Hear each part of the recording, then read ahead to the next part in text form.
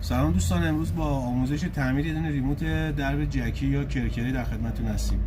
اینا دو سه تا ایراد میخوره، ایرادات شایعی هم که داره، یا از دستتون میفته یا رطوبت داخلش میره یا جای قرار میگیره که حالا نویز خیلی زیادی هست، مثل زیر دکلای برق یا کنار مایکروویو. ریموت رو باز میکنیم.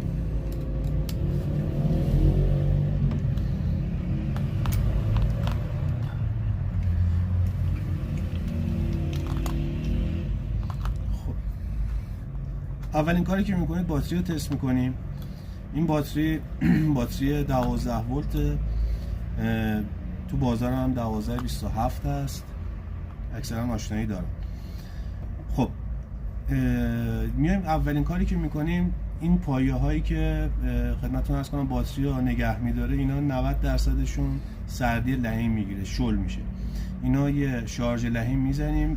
مرحله بعدی میایم تست میکنیم، کلید رو میزنیم. اگه کلید قطع و وصل کرد، چراغ داشتیم ولی فرکانس نداشتیم، یعنی در باز و بسته نمیشد یا کرکر بالا پایین نمیرفت، اولین شک ما به آیسی RF هست یا همون آیسی R25.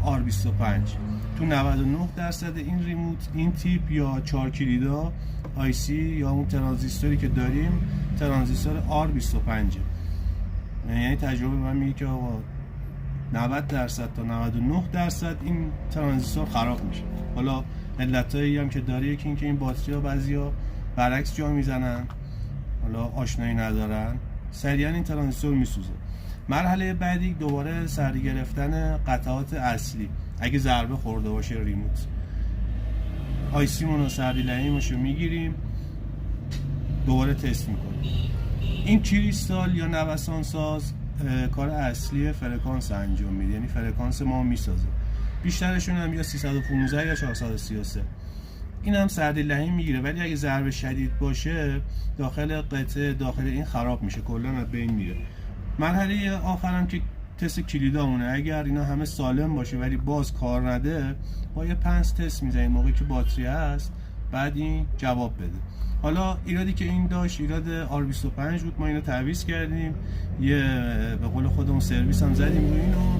الان تست نهاییشو که گرفتیم فرکانس اونم اوکی بود.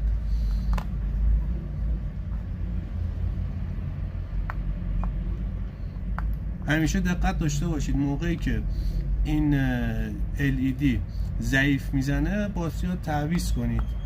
بیشتر الان باتری هم که تو بازار هست عمر زیادی نمیکنه نسبت به پاش یا اون فشار دادن کلید شما.